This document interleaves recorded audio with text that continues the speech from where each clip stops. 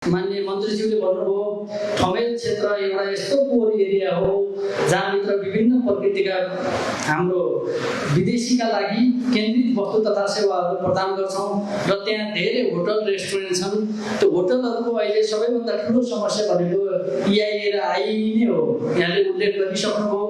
प्रमुख समस्या छ, हामीले विगत लामो समयदेखि ठमेल पर्यटन विकास परिषदले विभिन्न ठाउँहरूमा यो कुरालाई उजागर गर्दै आएका थियौँ। आज यहाँले यही मञ्चबाट पनि यो विषय राखिदिनुभयो, जसको कारणले गर्दा हाम्रो व्यवसायीहरू आजका दिनमा यो पर्यटन मन्त्रालयमा दर्ता हुन सक्नु भएको छैन। किन भन्दा त्यसको हामी कोर एरियामा छौँ, त्यसै कारण हामी भन्दैछौँ ठमेललाई विशेष पर्यटकीय क्षेत्र घोषणा गरियोस्।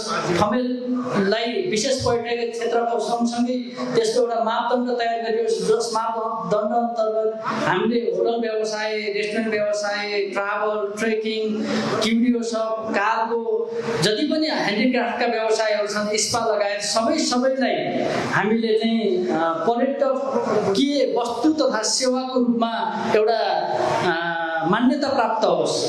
त्यसका लागि यहाँ मन्त्रीज्यूले आगामी दिनमा पहल गर्नुहुनेछ भन्दै ठमेल पर्यटन विकास परिषदको मलाई लाग्छ आगामी नेतृत्वले त्यसलाई विशेष रूपमा उठाउनेछ र मन्त्रालयले त्यसलाई सहजीकरण गरिदिनुहुनेछ भन्ने विश्वास राख्दै आज यस कार्यक्रममा उपस्थित हुने सम्पूर्णमा हार्दिक धन्यवाद ज्ञापन गर्दछौँ।